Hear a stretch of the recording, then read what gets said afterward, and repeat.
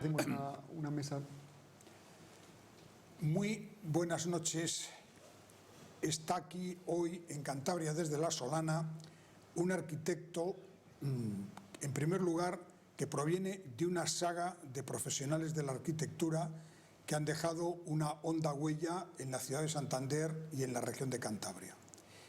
Por otro lado, es uno de esos arquitectos que yo defino como clásicos, es decir, de los arquitectos que tenían en el dibujo una esencia, un pilar fundamental que ahora ya con las nuevas tecnologías ya no es tan necesario, pero que hace de estos arquitectos que tengan esa vena artística que sobresale en ocasiones sobre la parte puramente técnica. Me estoy refiriendo a Domingo de la Lastra. Buenas noches, Domingo. Muy buenas noches, Miguel Ángel. Muchas gracias. Porque en efecto tenemos en Cantabria algún ejemplo como Valdeber como arquitecto pintor, y hay una larga tradición de arquitectos que se han dedicado no solamente a la arquitectura propiamente dicha, sino al arte en general, porque hasta ahora al menos, no sé cómo está ahora la carrera, el dibujo era una asignatura fundamental, puntal. Para ser arquitecto había que saber dibujar, había que proyectar sobre el papel los edificios que luego se iban a construir. Bien, y está usted aquí, Domingo de la Lastra, esta noche, porque tiene dos exposiciones en marcha. Una en el Mercado de la Esperanza, que es un lugar poco típico para exposiciones de cuadros, y otra ya más común, en el sentido del espacio expositivo, y me refiero al Parlamento de Cantabria. Bien, además creo que usted pinta del natural, como aquellos viejos impresionistas que salían al campo para captar la luz y los matices, y que además pintaban el mismo motivo a diferentes horas del día y con diferentes luces. ¿En qué consisten estas dos exposiciones y por qué esta afición a la pintura? Bueno, pues supongo que la afición a la pintura en general, si bien viene también reforzada por una formación en arquitectura, donde el dibujo, todavía en los años en que yo me formaba, el dibujo a mano era el único vehículo para construir los planos, y por lo tanto se incidía mucho en la formación gráfica manual, ¿no? La irrupción del ordenador parece que es que ya lo tenemos asumido desde hace muchísimo, pero realmente es algo novedoso.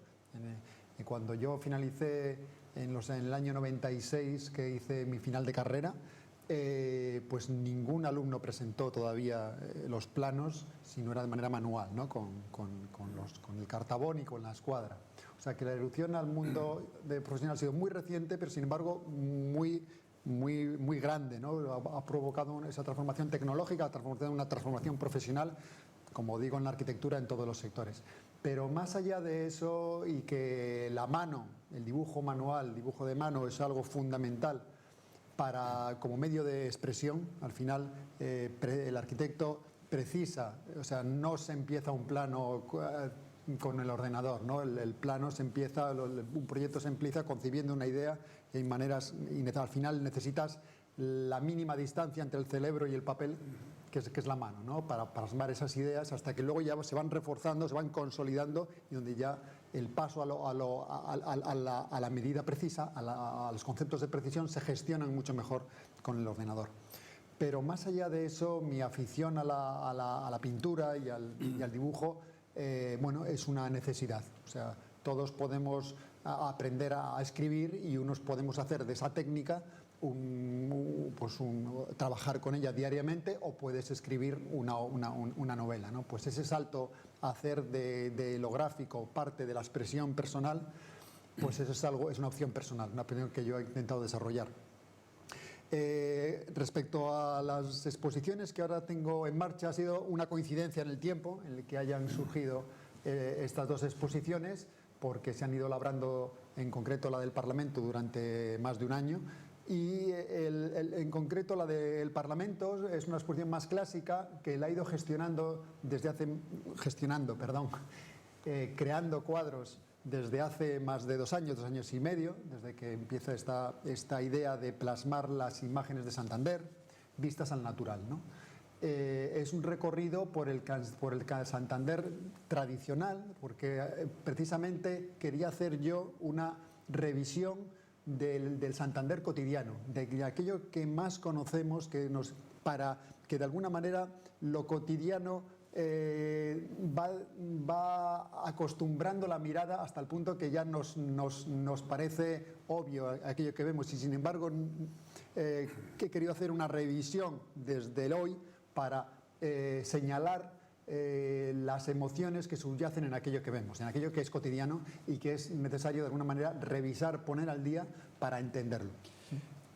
Dos exposiciones en las que, y quizás ahí se ve su formación como arquitecto, casi todo lo que presenta son paisajes urbanos. Sí, son paisajes urbanos. Calles, edificios, sí. etcétera. Sí. ¿Cómo utilizar un espacio en principio, tan sorprendente como un mercado, como el Mercado de la Esperanza, como soporte para una exposición de pintura y una exposición de arte? Sí.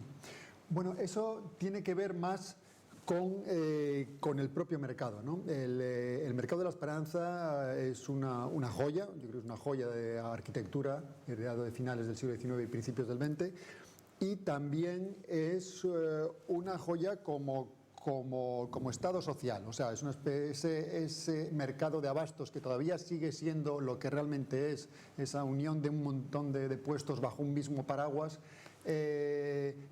Sigue siendo un elemento de primera línea en el carácter, en la idiosincrasia de nuestra ciudad.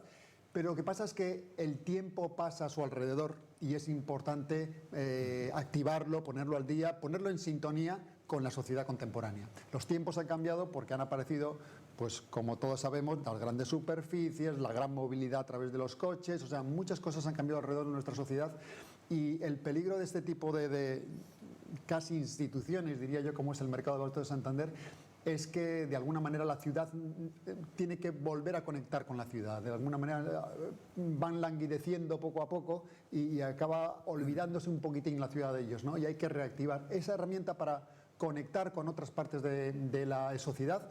Se ha inventado hace ya mucho tiempo y se llama cultura, ¿no? Entonces ya desde hace ya unos cuantos años, de manera un poco precaria, un poco con más buena voluntad que recursos, el mercado ha querido incorporar actividades en el mercado, ¿no? Desde clases de cocina cuando es temporada de bocartes o cuando es temporada de ciertos alimentos, invitar a través de convenios que ha tenido con el Gobierno de Cantabria y con el Ayuntamiento para que cocineros den clases de iniciación a la cocina o de conocimiento de ciertos productos, hasta ciertas actividades artísticas que ya se han hecho dentro del propio mercado y que ahora yo creo que hoy es un día muy especial porque se ha consolidado en forma de espacio ese lugar. Se ha dotado de un lugar, de un aula, para que el mercado reciba actividades.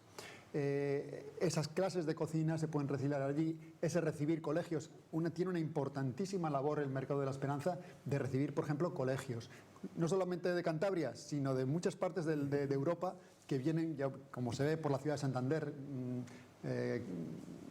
filas de chavales franceses, ingleses, irlandeses y alemanes y otros sitios, noruegos, que vienen y entre las visitas imprescindibles es el Mercado de la Esperanza, y vienen con sus notas y con sus anotaciones para hacer unos formularios que les mandan los profesores, porque cuando se viaja siempre uno de los lugares imprescindibles para conocer el lugar, para conocer los lugares que visitas, es el mercado, los productos del mercado. En efecto, y a través de esta respuesta en la que el Mercado de la Esperanza es una pieza fundamental de la ciudad de Santander, como son los mercados de abastos en general en las ciudades, yo iría un poco más allá. Es decir, Santander ha perdido una parte de sus mercados, el Mercado del Este, que era otro mercado de referencia, y algunos otros. Bueno, los cambios de costumbres, los cambios de modelo de sociedad. La pregunta es, ¿se podrá recuperar? De momento, ¿se podrá mantener el Mercado de la Esperanza como está y se podrán recuperar otros de cara al futuro para volver a coser ese tejido urbano? Sí, desde luego, si vemos a nuestro alrededor, sea en España o sea en Europa, sean mercados como el de la Boquería, como el mercado de San Miguel en Madrid, el mercado de Biarritz, el mercado de, bueno, en otros lugares, están haciendo esfuerzos por adaptarse a los tiempos, ¿no? por transformar, unos con más o menos transformaciones, otros, el mercado de Madrid, digamos, se ha hecho más como mercado temático, donde incorporan más al turismo. Es un punto que también pasa en Santander, es un punto de recepción de mucho turismo.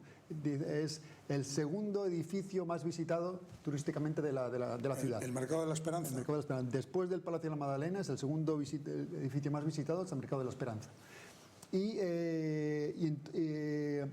Otros adaptan como mercado de productos de alta calidad, se están reconvirtiendo. Bueno, cada uno tiene que ir encontrando su propio camino. Bueno, pues de alguna manera este es el objetivo de estas jornadas que el Colegio de Arquitectos ha intentado gestionar para hacer un pequeño ciclo de conferencias, en el que primero, en sucesivos miércoles del mes de junio, va a haber el historiador José Luis Casado Soto hablará sobre la historia de los mercados en Santander. Yo creo que es una conferencia pionera y muy interesante. Luego, en un siguiente miércoles, el arquitecto Clemente Lomba, exdecano de nuestro colegio, hablará precisamente eso, sobre las adaptaciones de otros mercados en España y en Europa que están surgiendo, ¿no? Para acabar en una mesa redonda en la que participen tanto los propios comerciantes como las concejalías de Cultura y de Mercados del Ayuntamiento de Santander, para hablar de un poquitín lo que quiere ser la conclusión. El mercado de la esperanza que nos gustaría llegar a ser, ¿no? Si imaginamos cuál sería el mejor de los futuros para el mercado de la esperanza, es un poquitín la pregunta que está en el aire y la que es difícil y que hay que llegar a conseguir. Mi aportación y del artista Pilar Raba con una videoproyección dentro del propio mercado es algo muy singular, porque creo que en el fondo estamos irrumpiendo en un mercado, en un lugar de trabajo, pero quiere lanzar un mensaje de actividad y de que estamos aquí, de que es un elemento vivo para la ciudad, ¿no? Bueno, y lógicamente usted como arquitecto, como pintor, tiene también una faceta que es conocida en Santander y en Cantabria como activista, en el buen sentido de la palabra, sí. Sí. de la conservación del patrimonio, sí, tanto del patrimonio artístico-cultural y arquitectónico, lógicamente, como del patrimonio natural. Sí. La pregunta sé que es complicada, o más que complicada, podría tener una respuesta muy extensa, pero en síntesis, ahora mismo, ¿cuáles son las amenazas de cara a la conservación del patrimonio que tiene la ciudad de Santander y la región de Cantabria? Hombre, pues yo creo que el patrimonio siempre está en ese filo entre la necesidad de su conservación y el paso del tiempo y la necesidad de progreso, ¿no? O sea, en el sentido de que el sentido de protección siempre está unido a la necesidad de dotar a las cosas de un uso. O sea, siempre el patrimonio siempre está envuelto en un debate de desarrollo social, pero también de aprovechamiento de los recursos propios, ¿no? Y el patrimonio hay que entenderlo como un recurso de primera línea para el sostenimiento del medio rural y urbano, porque al final el carácter de lo que llamamos carácter de un lugar, la idiosincrasia de un lugar, a lo que asociamos o identificamos un lugar, sea qué es Santander o qué es Torrelavega, al final son elementos fundamentalmente de patrimonio, ¿no? Aquellas arquitecturas que señalan lo que somos, aquellos muelles, al final no somos más que pasado y a la vez no somos más que futuro, ¿no? Bueno, todo eso se junta en ese concepto de patrimonio. Pero soy un convencido de una cosa y en estos días hay un debate interesante en el Colegio de Arquitectos, porque se reúne a las diferentes asociaciones de protección del patrimonio para hablar de la sociedad civil y la protección del patrimonio, creando el debate de que cada vez se va entendiendo que son unos elementos imprescindibles y cada vez más complementarios de la labor de las instituciones. Aportan otras cosas. La gestión institucional al final es muy densa, está muy dedicada a gestionar los problemas del día a día, entonces hay otra serie se van creando en los últimos años otra serie de asociaciones donde se incluyen a muchos profesionales de primera línea, incluso profesionales directamente vinculados al patrimonio como historiadores y como arqueólogos, y lo encuentran en esa unión social como herramientas donde poder aportar al debate sobre el patrimonio una sensibilidad y un conocimiento y una advertencia y una crítica, cómo no, para intentar en ese debate bueno, pues defender, aportar y sacar el mayor partido a nuestro patrimonio. Participarán asociaciones como Acanto, como Cantabria Nuestra, como el Grupo Alceda y también el propio director general de Cultura, que está invitado también a la mesa redonda y que participará en ella, ¿no? Entramos en el Colegio de Arquitectos y en la profesión. El presidente del colegio recientemente ha dado unos datos bastante demoledores sobre la mala situación que está atravesando la profesión de la arquitectura por la falta de proyectos y de trabajo. Y la pregunta es, bueno, esta crisis inmobiliaria y que yo creo que les ha afectado muchísimo a los arquitectos, sí, cómo no, está a punto de pasar. ¿En qué situación estamos? ¿Qué otro tipo de trabajo puede hacer un arquitecto cuando el mundo de la construcción sufre un desplome como el que ha habido en España tan profundo? Sí. Hombre, la situación a nivel laboral de nuestra profesión es muy difícil, ha pasado unos años muy difíciles y porque nuestra disminución de trabajo profesional, además de ya existir en los últimos años, había habido un incremento enorme del número de profesionales. Eso de repente se ha chocado con este desplome laboral, que ha afectado muy directamente a la construcción, porque la construcción, como todos sabemos, se había lanzado de manera posiblemente desorbitada.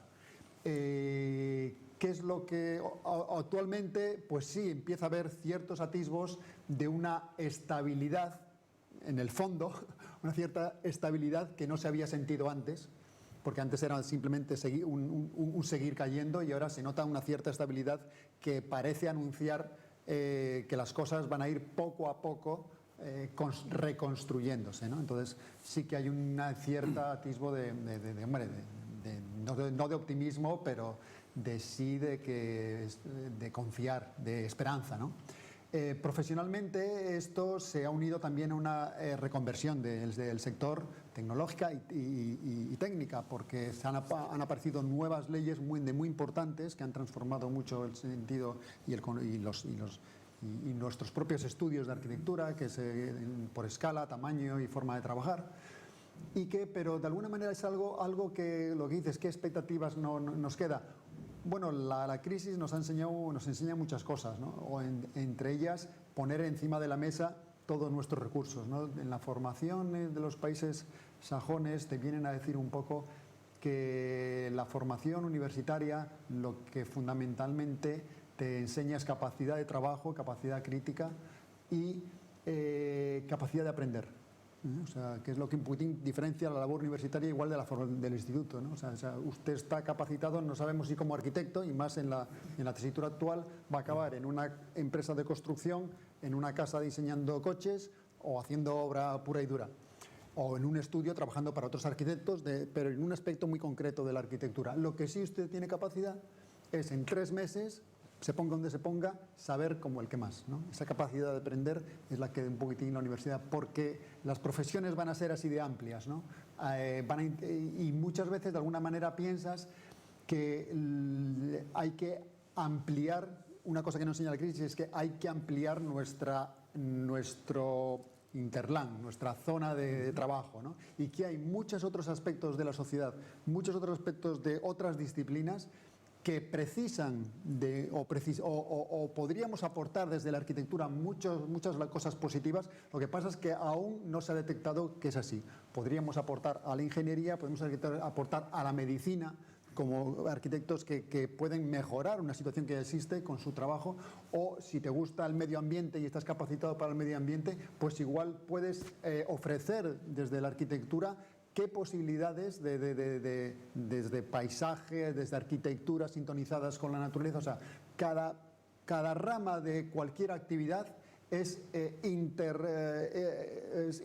puede entreverar con otras disciplinas. Igual que la medicina se puede incorporar a la alimentación, a la salud o a muchos... O sea, en ese aspecto flexible de que unas disciplinas pueden retroalimentar o alimentar a otras, yo creo que tiene que haber una fertilidad laboral que a todas las profesiones nos abra los ojos y nos abra oportunidades. Domingo de la Lastra, arquitecto, estamos llegando al final de la entrevista. Estamos hablando del arquitecto pintor, doble exposición en Santander, Mercado de la Esperanza, Parlamento de Cantabria. Dicen los manuales clásicos del periodismo que las preguntas más comprometidas al final. Última pregunta y ruego respuesta breve porque ya el tiempo nos apremia. Mucha gente dice que la ciudad de Santander tiene muy pocos edificios realmente relevantes, nobles, que se ha construido mucho, mal o de una manera, en fin, sin mucha relevancia. ¿Qué parte de responsabilidad tienen los arquitectos en el feísmo de la ciudad? Hombre, pues hay que decir que somos parte del proceso, inevitable del proceso. Por lo tanto, hay que decir que la sociedad tiene derecho a achacarnos responsabilidad en lo que ya existe. Aunque yo creo que bueno, somos herederos de un gran trauma que sucedió en esta ciudad, que fue la pérdida del incendio, que sin duda destruyó gran parte de nuestro legado pétreo, de nuestro legado hecho arquitectura, y hemos perdido una verdadera biblioteca de piedra, como la pérdida de la biblioteca de Alejandría, pues a nivel muy local nosotros perdimos la nuestra, ¿no? Por lo tanto lo estamos pagando. Yo creo que, por otra parte, tenemos zonas de la ciudad maravillosas, más allá de su arquitectura, como puede ser todo el ensanche Pereda Cañadío o toda la zona del Sardinero como tal. Creo que son verdaderos zonas a envidiar como tal, ¿no? Todo eso apoyado en una geografía excepcional, que es nuestra bahía, que siempre nos acusan mucho de estar ensimismados en nuestra bahía, pero es que no entienden que nosotros somos la bahía, es nuestra naturaleza, o sea, ¿cómo no vamos a estar si es lo que somos? Y por otra parte, sí, están otras zonas de la ciudad que yo creo que pecan más, fíjate, sin decir de la labor, buenos o malos edificios, que más o menos estarán sintonizados con lo que pasa en otras ciudades españolas.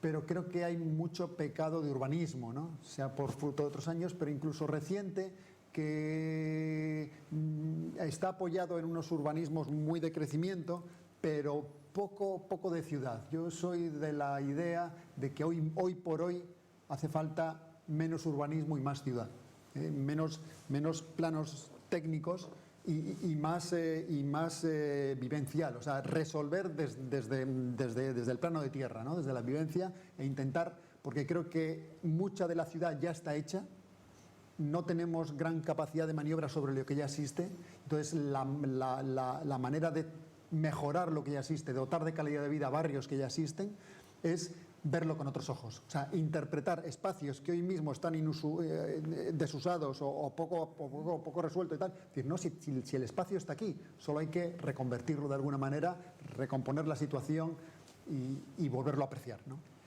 Pues muchísimas gracias a Domingo de la Lastra, arquitecto, pintor, artista, amante del paisaje tanto urbano como natural, y miembro de muchas asociaciones que están luchando por la conservación del patrimonio de Santander y de Cantabria. Muchas gracias. Muchísimas gracias. Buenas noches, y recomendarles que vean la exposición del Mercado de la Esperanza, que además es pionera, puesto que abre ese nuevo espacio en el Mercado de la Esperanza para usos culturales, y también la del Parlamento de Cantabria, dos magníficas exposiciones. Muchas gracias. Gracias a ti, Miguel Ángel.